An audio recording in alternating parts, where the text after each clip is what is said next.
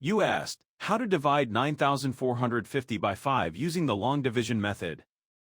9 divided by 5 equals 1. 1 times 5 equals 5. 9 minus 5 equals 4. Bring down 4, making 44.